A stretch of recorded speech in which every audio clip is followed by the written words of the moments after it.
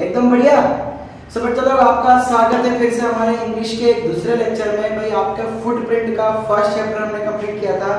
आज हम second chapter शुरू करने वाले हैं कुछ अलग तरीके के साथ। एक नए कोशिश की जा रही है कि आपको इंग्लिश के अंदर और इंटरेस्ट दिलाया जाए। उसी सोच के लिए कुछ एक नई चीज आज हम ट्राई करने वाले हैं। भाई जो सेकंड चैप्टर है उसका नाम है द थीफ स्टोरी। भाई इस चैप्टर में एक चोर है हरि सिंह, बहुत ही छोटी उम्र का वो लड़का है। वो एक अनिल नाम के लड़के के पास जाता है जिसकी उम्र 25-27 है, बहुत ज़्यादा भी नहीं। उसके घर पे रहता है, उस पर चोरी करने का मतलब उसको लूटने का एक प्लान बनाता है। ठीक है, उस उम्मीद के लिए उस इंटेंशन के साथ जाता है। लेकिन ये चैप्टर में ये दिया गया कि कैसे हरि सिंह का मन बदल जाता है और कैसे वो अनिल का खास आदमी हो जाता है। A young man makes friends with Anil. Anil trusts him completely. भाई एक young man है, वो अनिल को अपना फ्रेंड बना लेता है। अनिल trusts him completely, उस पे एकदम 100% उसको ट्रस्ट रहता है। And employs him मतलब उसको काम पे रख लेता है, ठीक है। और उस पे कुछ पैसा तो नहीं देता, लेकिन हाँ उसका खाना पीना खर्चा यही उठाता है। Does the boy betray their trust? क्या ये जो लड़का है उसने उसको धोखा दिया? betray। चलो तो भाई हम जानते हैं इस चैप्टर के लिए। ओके बच्चों, ओके भाई जो क्वेश्चन है वो थोड़ा ज्यादा ऊपर हो गया। ओके देखिए यहाँ क्या लिखा है, I was still a thing when I met Anil and though only 50। भाई वो क्या बोल रहा है, ये जो कहानी है ये हम सुनेंगे हरि सिंह के मुंह जबानी। भाई आई वॉज स्टिल अ थिंग, मैं उस समय चोर ही था जब मैं अनिल से मिला। एंड दो आई वॉज 50, मैं सिर्फ 15 साल का था, कितनी छोटी उम्र है। I was an experienced and fairly successful hand. भाई मेरे पास काफी एक्सपीरियंस था इस चीज का, तो चोरी वोरी करने का सक्सेसफुल, मेरा हाथ भी एकदम सफाई करने में एक्सपर्ट है। सफाई मतलब कौन सा जानते ना आप। Okay, Anil was watching a wrestling match. भाई जब मैं अनिल के पास पहुंचा तो वो एक रेसलिंग मैच देख रहा था। ही वाज अबाउट 25, भाई 25 साल का था, टॉल आदमी है, लीन फेलो, लीन मतलब थोड़ा झुके रहता था। पता है वो तारक मेहता से भागा ऐसे करके रहता है, ये कुछ लीन जो झुका हुआ रहता था आगे की तरफ। And he look easy going kind and simple enough. भाई वो एकदम इजी गोइंग मतलब कि किसी चीज की कोई परवाह नहीं थी, मस्त मोला इंसान था वो, एकदम इजी गोइंग काइंड, भाई दयालु था, and simple enough for my purpose. And जो मेरा पर्पस था उसको लूटने का, उसको एकदम सिंपल मतलब बकरा फंस गया समझ लो। I hadn't had much luck of it, and मेरी किस्मत देखो जल्दी चमक गई। I hadn't had much luck of it मतलब मेरा जो किस्मत है उसको चमकने में, उसको चलने में कोई बहुत टाइम लगा, बहुत क्विकली वो काम आ गई। And thought I might be able to get into young man's confidence.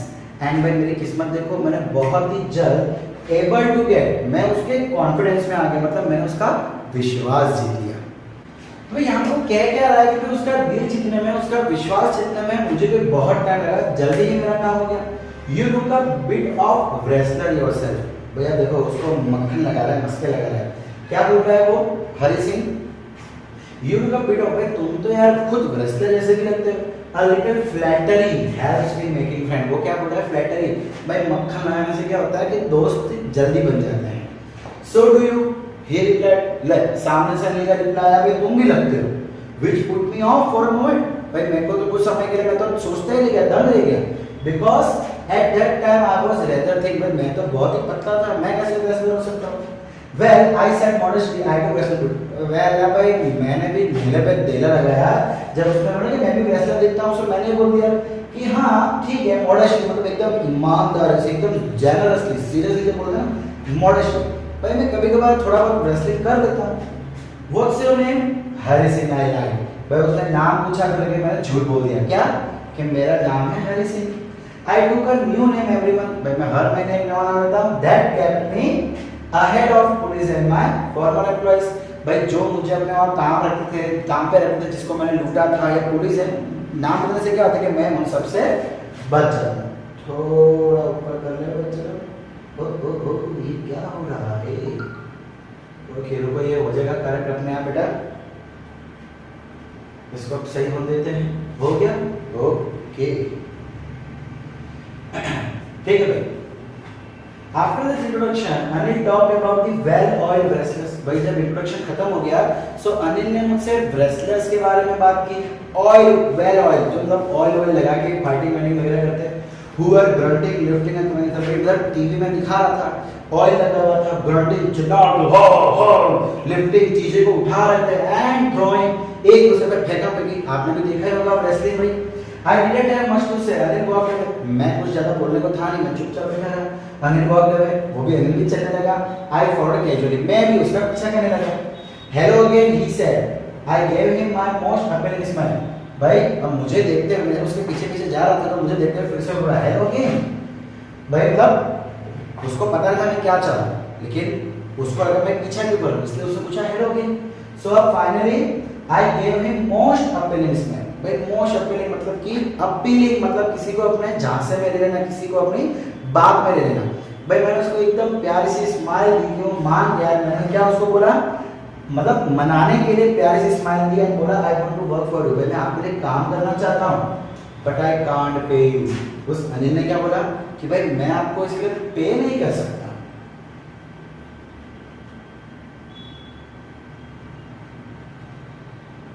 Okay okay, तो मैं देखो आगे। I thought that over from me, perhaps I had misjudged my man, and I asked, "Can you feed me?" भाई I thought, मैं कुछ समय को सोचता रहा, शायद मैं misjudge मतलब शायद perhaps शायद ये जो बंदे ने बोला मैं उसको गलत सुन बैठा हूँ, गलत कुछ समझ बैठा हूँ। फिर मैंने दोबारा उससे पूछा, "Can you feed me?" भाई क्या आप मुझे खिला पिला सकते हो? कैन यू कुक, क्या तुम खाना बना सकते हो? ऐसा अनिल ने उससे पूछा। आई कैन कुक, आई मैंने फिर से झूठ बोल दिया, हाँ मैं बना सकता हूँ। If you can cook then may be I can feed you, भाई अगर तुम बना सकते हो तो मैं तुम्हें खिला सकता हूँ। He took me to his room over the Jamuna sweet shop and told me I could sleep on the balcony. अब भाई वो अपने घर ले गया। वो घर किधर था? कोई एक जमुना स्वीट शॉप एक नाम था उसका, उसके ऊपर उसका घर था एंड वहां जाके मुझे बोला कि भाई मैं बालकनी में सो सकता हूँ। But the meal I cook that night must have been terrible because Anil gave it to a stray dog। भाई लेकिन उस रात मैंने जो खाना बनाया वो इतना खतरनाक था, टेरिबल इतना खतरनाक था कि अनिल ने डायरेक्टली उसको स्ट्रे डॉग, जो गली के कुत्ते होते हैं ना, स्ट्रे डॉग, उन्हें खिला दिया and told me to be off, but I just hung around. भाई टू बी ऑफ यानी कि उसने तुम रहने दो भाई, तुम घर जाना चाहते हो जा सकते हो, लेकिन मैं वहां से गया नहीं, आई हंग अराउंड, बस मैं वहीं आगे पीछे घूमता रहा, smiling in my most appealing way and he couldn't help loud. मैं वहां से गया नहीं, वहीं का वहीं हैंग किया, मैं वहीं के वहीं घूमता रहा एंड स्माइल अपीलिंग में मतलब कि मनाने की कोशिश, मेरे बॉडी लैंग्वेज को देख के लगता है कि मैं अभी भी उससे अपील कर रहा हूँ, उसको रिक्वेस्ट कर रहा हूँ, उसको मना रहा हूँ कि भाई मुझे रख लो। And he couldn't help laughing, भाई वो हंसे किसे, उसका मतलब वो हंस पड़ा मेरे को देख के। Later he patted me on the head and said, "Never mind. He had teach me to cook. He would teach me to cook."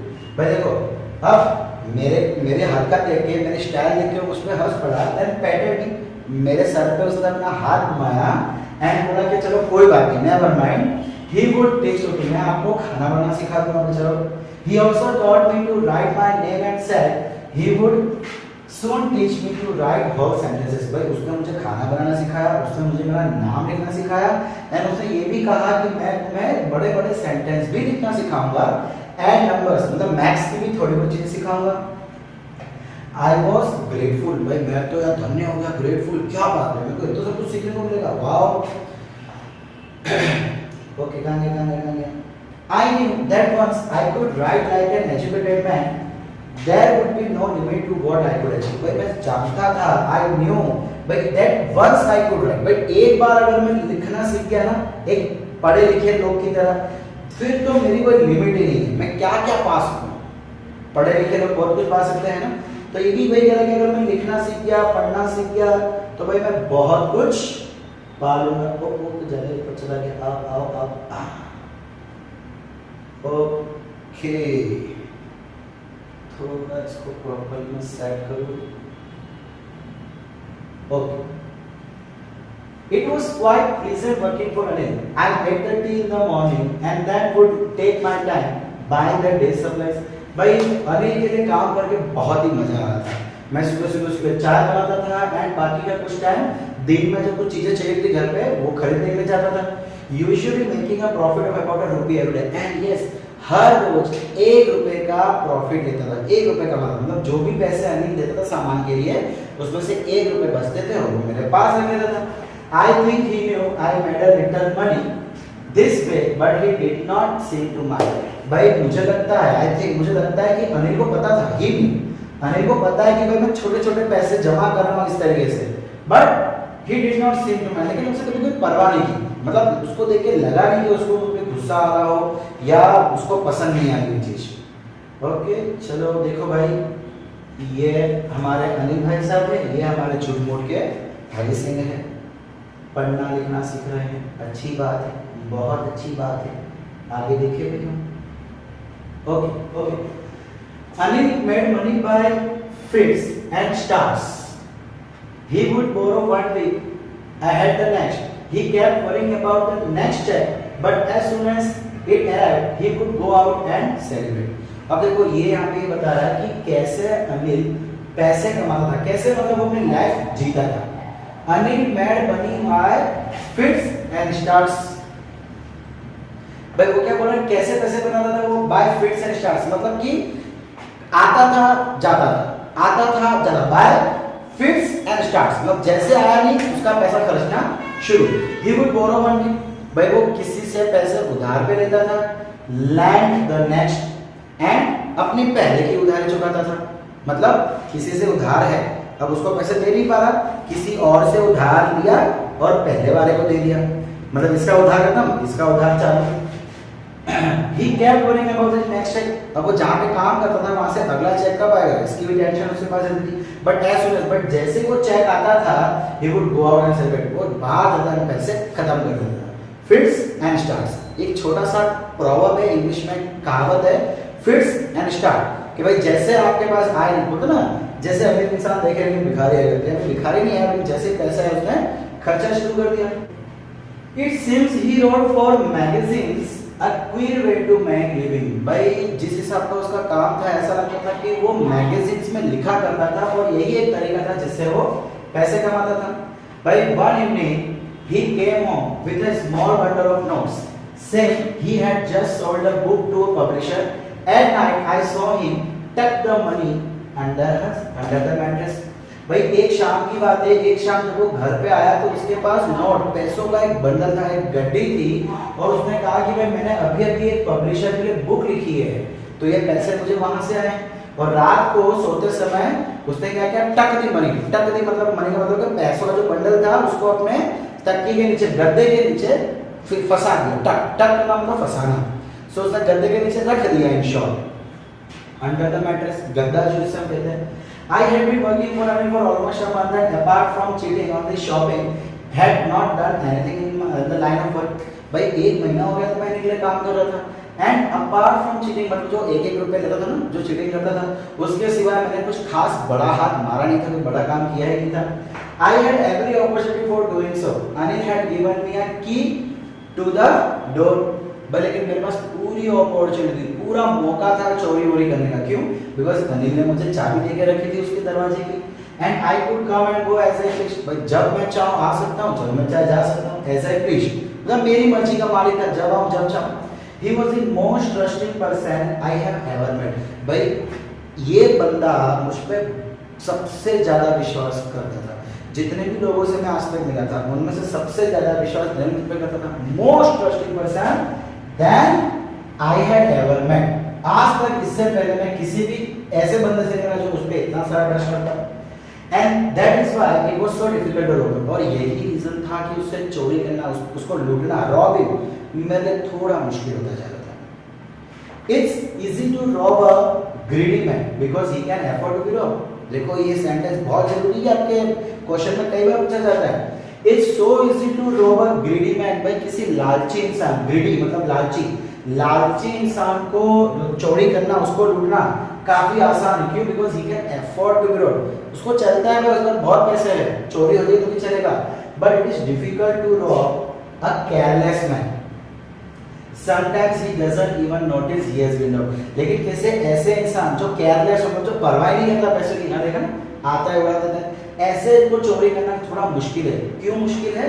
Because it doesn't even notice, उसे पता भी नहीं चलता कि उसके पैसे चोरी हो गए, गायब हो गए, and that takes all the pleasure out of it. And यार ये मजा नहीं देता। अब वो बोलते ना कि चोरों को भी मजा तब आता है जब सामने वाले को पता चल जाए कि हाँ उसे किसी ने लूटा है। सो ये कह रहा है कि केयरलेस पर्सन है, पैसों की परवाह नहीं होती, उसको पता ही नहीं है कि लूटा गया है, तो मजा नहीं आती यार काम करने में, इसलिए उसको मन भी नहीं कर रहा था उसको लूटने में। ये थोड़ा ऊपर हो गया। फिर आगे क्या है? डेट इज वाई, ये तो हमने पढ़ लिया। Okay, when it's time I did some real work. अब टाइम आ गया था कि मैंने अब कुछ असली काम किया, मतलब चोरी का काम। I told myself I am out of practice and if I don't take the money he will only waste। भाई अब मैंने अपने आप को बोला कि I am out of practice। भाई महीना हो गया मैंने चोरी नहीं की है, मतलब मेरे को प्रैक्टिस रही नहीं चोरी करने की। एंड अगर मैंने उससे पैसे नहीं लिए तो वो तो इससे वेस्ट कर देगा, उसके फ्रेंड पे उड़ा देगा, खुद खर्चा कर देगा। After all he doesn't even पे मी, भाई वो मुझे पे भी नहीं करता, तो इससे अच्छा है कि मैं इसका पैसे लेके भाग जाऊं, है ना। सो बच्चा यहाँ तक हमारा ऑलमोस्ट हाफ चैप्टर हो गया है। सो आज का ये पार्ट हम यहीं तक रखते हैं। इसका जो नेक्स्ट पार्ट है वो हम हमारे नेक्स्ट वीडियो में देखेंगे। उम्मीद करता हूँ कि आज का जो ये तरीका था आपको काफ़ी पसंद आया होगा। Thank you so much.